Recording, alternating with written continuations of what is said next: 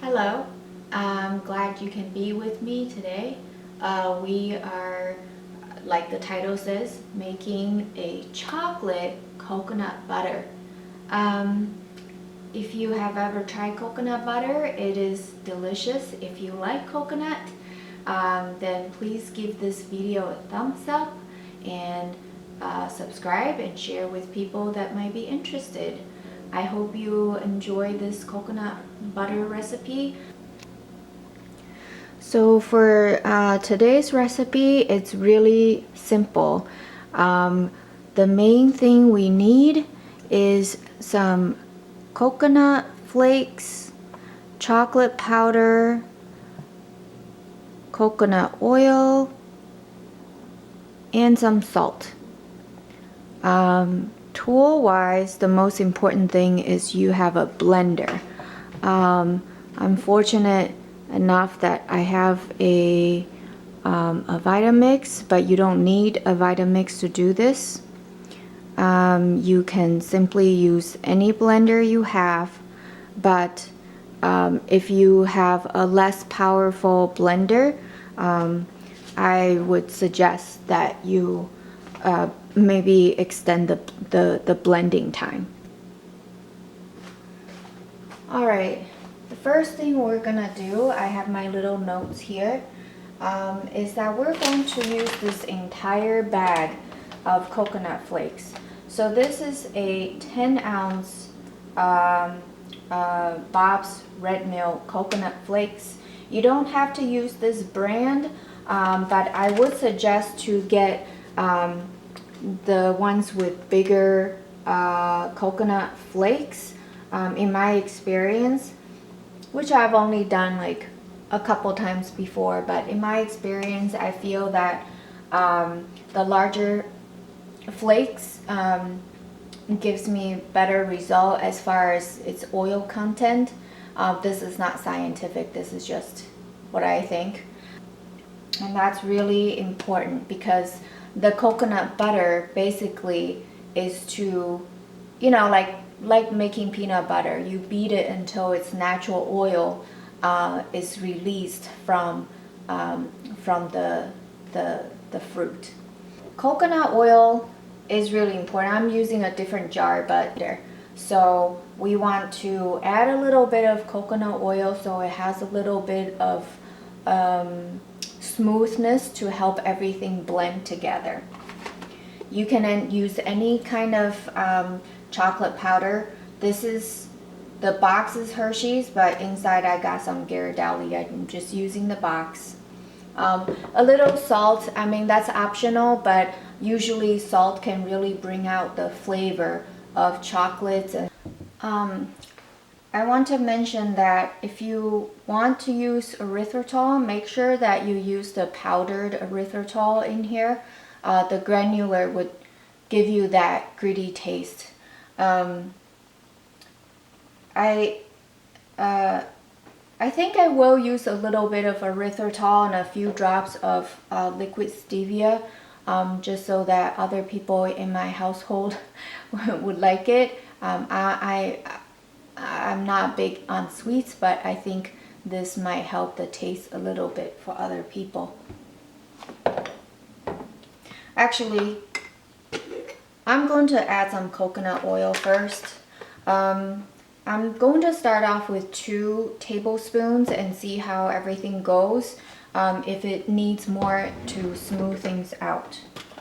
So I'm kind of getting a heaping spoon of coconut oil here, and that's okay.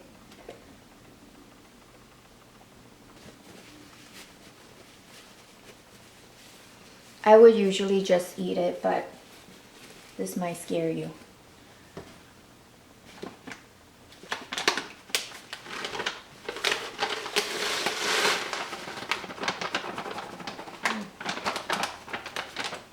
Oh, I don't know. I think this cup might be a little too small. Well, let's get started first. If I need a bigger cup, I'll get a bigger cup. because these are large flakes. So right now it take up a lot of space, but I think it really will grind down to a much smaller batch. You want to start slow, and then, you know, as it blends, you can increase the speed. I do have a temper here, and this is a really important tool.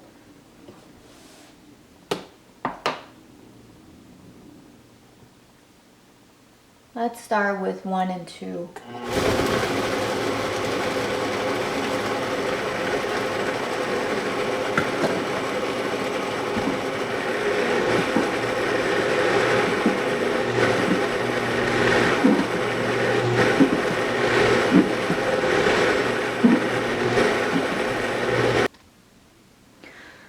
So as you can see, the whole cup of the coconut flakes now is blended down to about half a cup or half a container. So what I'm gonna do now is to add two more tablespoons of coconut oil. I know in the beginning I said I was going to start with 2 tablespoons, but I forgot and I just put in 1. So now I'm going to put in 2 more tablespoons of coconut oil. And right now the coconut flakes have beat it down finer, and it's starting to get slightly sticky. So that's what we want. I had just put the oil in there, and I'm going to keep blending. This is going to take a while. Again, having a temper is very crucial. So yeah, let's keep blending.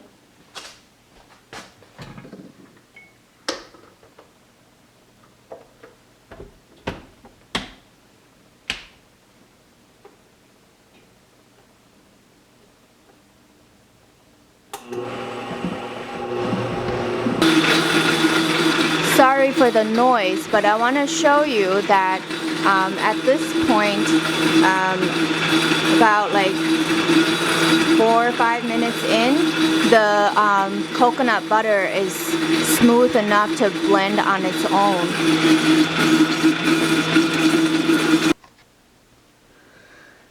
Okay, I want to show you that the consistency that it is now. It is quite liquidy. This is like, you can see this is quite liquidy. I wonder if I should have just added 1 tablespoon at a time of the coconut oil. But no worries, because the problem with the coconut butter is that it is, if you're in a colder climate like I am, it is pretty solid and really hard when it solidifies, and it solidifies in room temperature. Right now, because it just got blended, so it's very watery, but this will harden up. And what we're going to do is to add some chocolate powder and other items that will help to thicken it up as we go. Hi guys, sorry, I have to finish this video with my cell phone camera because something just happened to my camera. It just kind of went black and has an error message. Anyways, hopefully this is not too big of an issue, that you can still see enough. So we have gotten this coconut butter blended. So now we're adding all the additional ingredients to get it all blended and smooth. So what we're going to add, like we said, is some cocoa powder. Here I have a quarter cup cocoa powder. I've decided to sweeten it a little bit for other people in my household. So I have about 2 tablespoons of powdered erythritol. And very importantly, when you're working with anything chocolatey, you want to add some salt. So here I have some I have about half teaspoon of pink salt.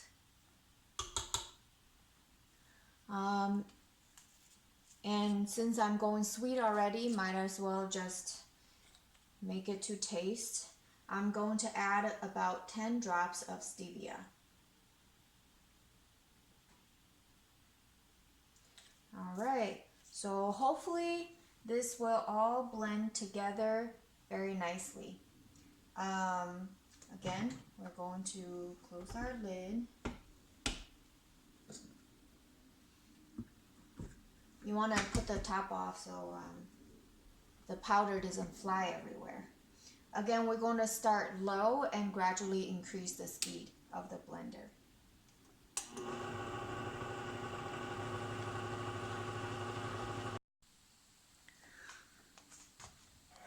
Alright guys, I want you to see this is the consistency of our coconut butter right now. It's looking very liquidy, but I want to show you something. You see, this is the spatula I was using to scrape off the sides of the container. So this has the butter that was previously on the cup. And you see how this has hardened up so much you can scrape off like this. So when you leave this, when it cools down, right now it's kind of warm because of all the blending. When it cools down to room temperature, it will actually become kind of like this consistency where you can easily use a spoon to scoop up without having to work too hard to scoop it up if you didn't put the coconut oil in there. So I'm going to do a little tasting because this is slightly different from my previous recipes. So and then later on I will show you guys how it looks once it cools down. Let's give it a taste.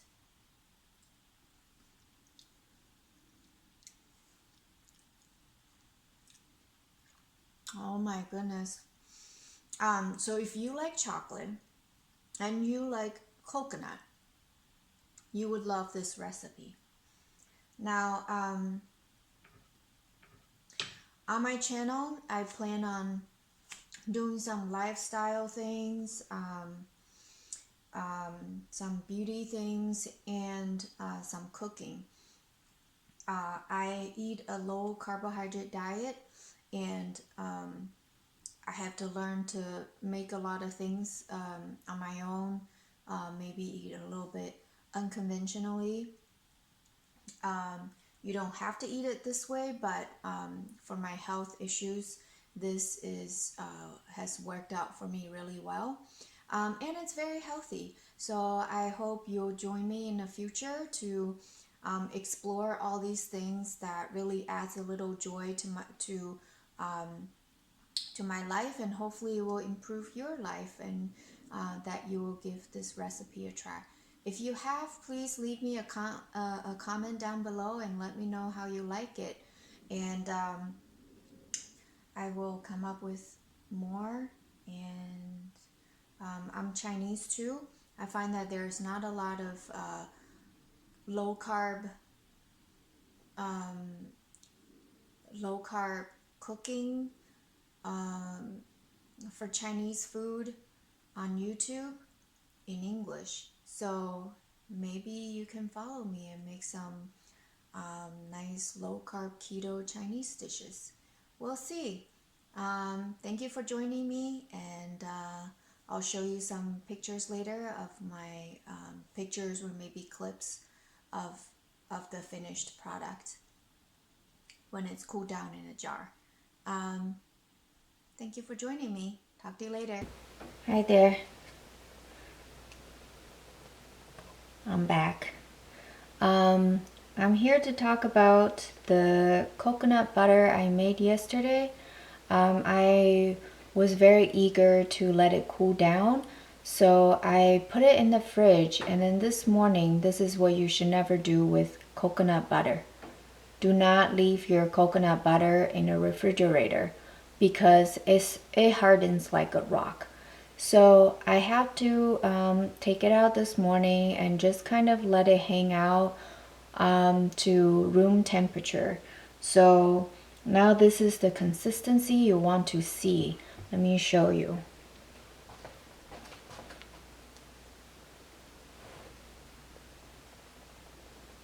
Can you see that? So it is not runny.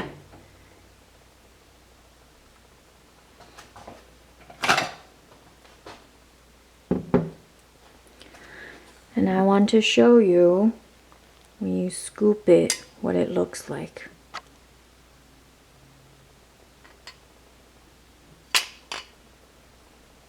So this is the consistency, do you see? So this is a really great consistency to spread. You can spread this on bread, on crackers, on crepe. You can almost use it like a substitute for Nutella. If you toast up your bread, this is kind of like butter. It will go on solid and then it will melt into the bread. This is delicious. If I have bread, sometimes I make my keto bread, then I would put this on some keto bread or keto crackers. But a lot of times when I don't have those things, I would just scoop it up and eat it.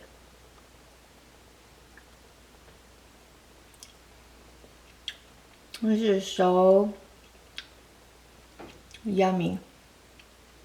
Again, if you like coconut and chocolate, you would really like this recipe. I highly encourage you to try it. If you like more chocolate, you can always adjust that. You can add more chocolate to it, which is probably what I will try next time, is to try to add 1 more tablespoon of chocolate powder, cocoa powder. So I don't use any sugar. You know, you can use stevia, which is a plant. It's a leaf.